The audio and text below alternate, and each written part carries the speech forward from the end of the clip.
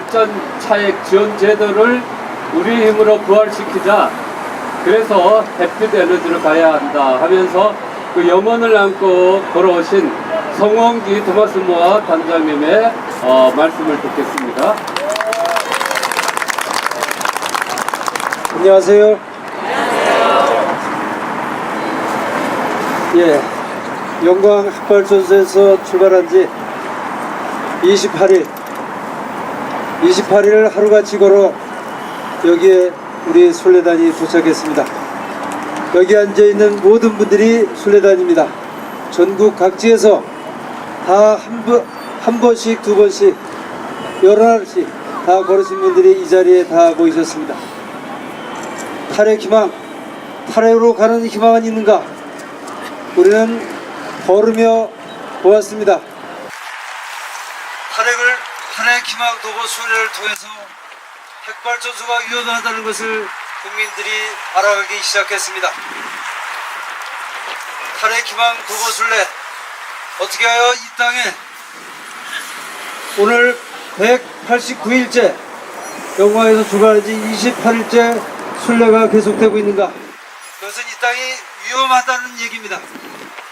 그리고 그 위험을 알려야 된다는 시대를 얘기를 합니다. 그런데 그것을 걷게 하시는 분은 누구신가? 바로 하느님이십니다. 하느님은 우리를 살리시기 위해서 우리를 길 위에 서게 하시고 우리가 들고 다니는 깃발, 몸자고 전단지를 통해서 사람들에게 알리라고 하십니다. 위험한 시대라고. 그러므로 이 순례는 분명 하느님의 사랑의 표지입니다. 우리를 살리시겠다고 하는 하느님의 사랑의 징표입니다. 우리는 그 부르심에 기꺼이 응답해서 추우나 더우나 이 길 위에서 사람들에게 호소했습니다. 우리가 일본 후쿠시마처럼 체르노빌처럼 그러한 핵사고를 당한다면 이 땅은 어떻게 되겠습니까? 이 땅의 모든 생명들은 다 어떻게 되겠습니까? 그 생명들은 생명을 잃을 것이고 이 땅은 생명이 없는 땅으로 변하고 말 것입니다. 그 참혹한 상황을 우리는 이미 일본에서 보았고 체르노빌에서 보았습니다. 이 땅을 어떻게 할 것입니까? 우리의 기도가 모자라서 그러한 사고를 당한다면 우리가 어떻게 죽어서 눈을 제대로 감을 수 있겠습니까? 후손들을 어떻게 볼 수 있겠습니까? 우리의 지혜가 모자라서 하느님이 주시는 지혜를 우리가 깨닫지 못해서 그러한 불행을 당한다면 우리가 어떻게 또 눈을 감을 수 있겠습니까? 주님께서 우리에게 분명히 일러주셨습니다. 단 한 가지입니다. 너희는 하느님의 백성이요 너희는 이 세상을 바꿀 힘을 너에게 주었다. 우리는 민주주의 국가에 살고 있습니다. 우리가 유권자임을 알게 되면 단지 그 유권자임을 알게 되는 그때 우리는 이 엄청난 위험 앞에서 우리는 이제 삶의 길로 돌아설 수가 있습니다. 간단합니다. 우리가 유권자로 자각을 해서 국회의원 FIT 발전차액 지원제도 도입할 수 있는 국회의원 뽑을 수 있으면 됩니다. 우리가 눈을 똑바로 두고 그 제도 그 법을 만들 국회의원 뽑아서 국회에 보내면 그 국회의원들은 FIT 제도 다시 부활시킬 겁니다.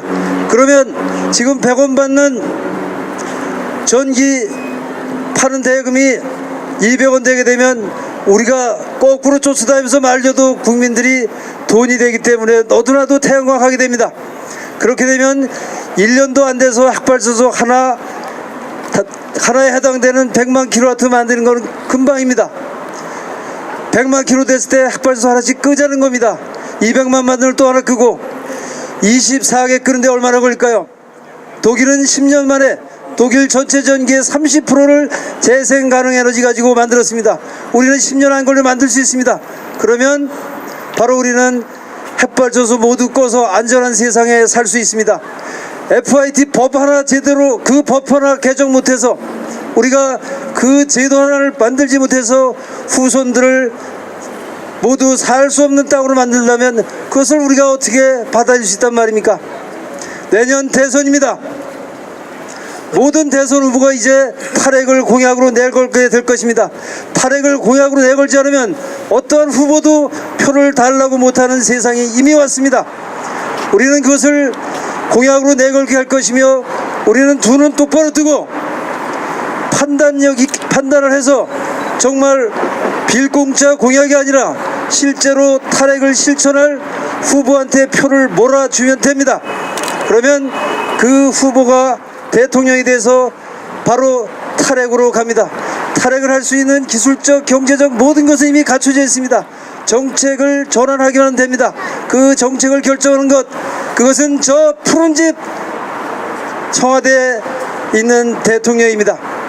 지금의 대통령을 마음을 바꿔서 하기를 바란다는 것, 그것을 탈핵 방안이 될 수 있을까요? 우리는 우리가 가진 유권자로서의 고난, 유권자로서의 권리를 가지고 해냅시다. 그것이 우리가 탈핵에 대한 희망을 현실로 만드는 길입니다. 우리 유권자로서 하면 된다고 하는 것을 우리 삼척에서 이미 봤습니다. 삼척에서 우리는 깃발을 들고 2년간 깨웠습니다. 여기 지금 그 주역들이 다 와 계십니다. 삼척에서 깨워서 어떻게 했느냐? 반핵시장을 뽑았습니다. 집권 여당 현직 시장 후보를 떨어뜨리고 62.5%의 압도적 지지로 반핵시장을 뽑았습니다. 그리고 그 반핵시장은 불과 3개월 만에 주민 투표를 통해서 85%의 반대를 이 세상에 알렸습니다. 그걸로 이미 삼척의 핵발전소는 결론이 났습니다. 삼척이 주민들을 깨워서 반핵시장을 뽑았듯이 대한민국의 모든 국민을 깨워서 대통령을 뽑는 것이 왜 안 된다는 말입니까? 우리는 이 탈핵 희망 도보 순례 길에서 그 희망을 보았습니다. 이제 서울에서 하고 있는, 지난 11월부터 하고 있는 주말 도보 순례가 이제 광주에서 일어날 것이고, 전주에서 하기로 약속했으며 대전에서 하기로 약속했고 청주에서 하기로 했습니다. 울산에서 이미 하고 있고 부산에서 하고 있습니다. 전국의 탈핵 희망 도보 순례가 주말마다 열리고 있습니다. 뭐가 보이지 않으십니까? 이제 희망이 보입니다.